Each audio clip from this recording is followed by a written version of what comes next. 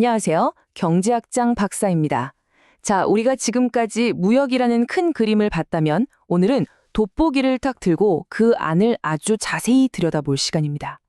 한 나라의 생산 요소, 그러니까 자본이나 노동력이 변할 때 과연 내 월급 봉투는 어떻게 달라질까요? 그 비밀을 오늘 함께 파헤쳐보겠습니다.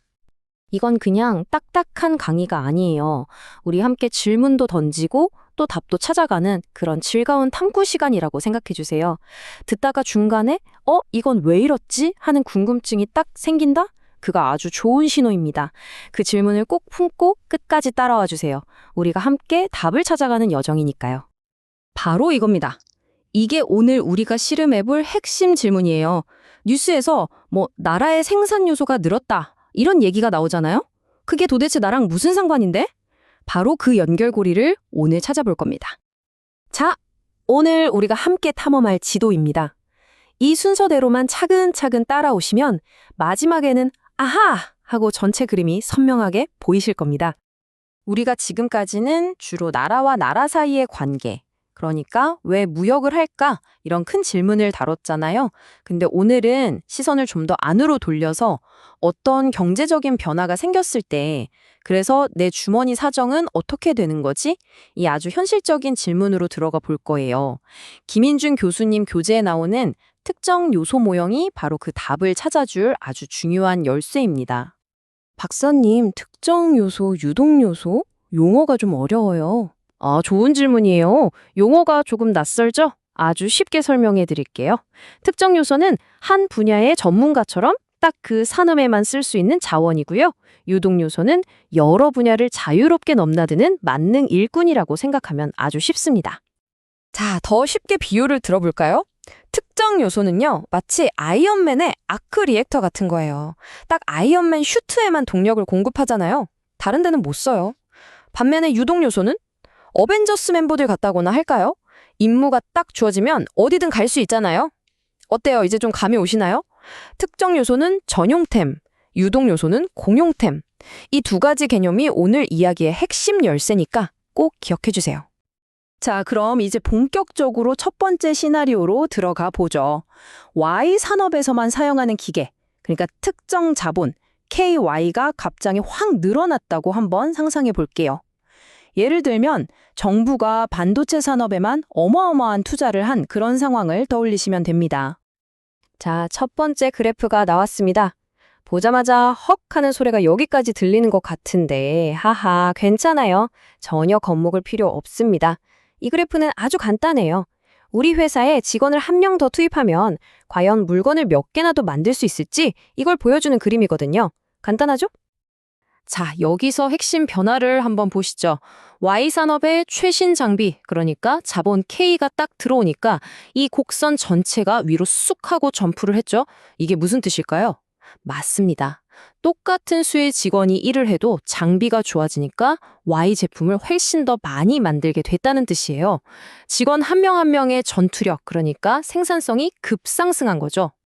좋습니다. 이렇게 한 산업의 생산성이 확 올라가면 그럼 나라 전체의 경제 지도는 과연 어떻게 바뀔까요? 자, 이게 바로 그 답을 보여주는 그래프입니다. 나라 전체의 생산 능력을 보여주는 이 곡선이 바깥쪽으로 쭉 뻗어나갔죠? 우리나라의 경제 파이가 더 커졌다는 뜻입니다. 그런데 자세히 한번 보세요. 그냥 동그랗게 커진 게 아니라 Y산업 쪽으로 불룩하게 더 많이 커졌죠? Y산업의 성장이 나라 경제 전체를 이끌고 있다는 걸 보여주는 겁니다. 자, 좀 더 자세히 들여다볼까요? 경제의 무게중심이 점 A에서 점 B로 옮겨갔어요. 이게 정말 중요한 포인트입니다. 이게 그냥 Y 제품을 더 많이 만든다. 여기서 끝나는 게 아니고요. 잘 보면 X 제품 생산은 오히려 줄었죠. 그러니까 기존에 X를 만들던 자원까지 끌어다가 Y에 올인하게 된다는 뜻이에요. 경제 체질이 완전히 Y산업 중심으로 바뀌는 순간인 거죠. 자, 그럼 이제 두 번째 시나리오로 한번 넘어가 볼까요? 이번에는 어떤 특정 산업이 아니라 경제 전체에 영향을 미치는 유동 요소, 바로 노동인구가 늘어났을 때 어떤 일이 벌어지는지 살펴볼게요. 예를 들면 이민자가 늘어나거나 여성의 경제활동 참가가 늘어나는 그런 상황을 생각해 보시면 딱 맞습니다. 이번 그래프는 아까보다 조금 더 복잡해 보일 수 있는데 이것도 원리는 아주 간단해요. 바로 줄다리기입니다. 줄다리기.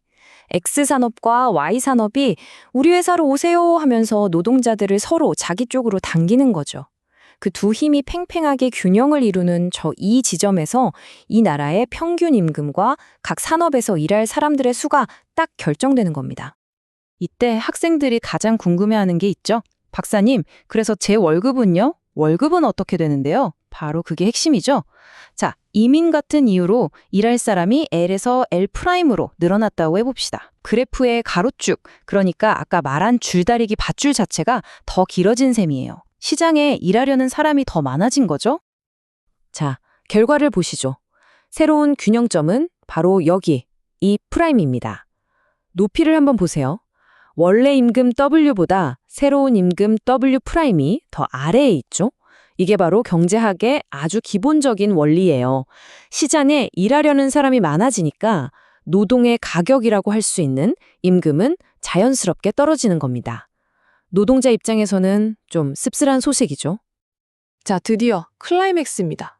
우리가 지금까지 살펴본 이 모든 변화들을 싹 다 모아서 이 경제 게임의 최종 승자와 패자가 과연 누구인지 한번 명확하게 정리해 보겠습니다.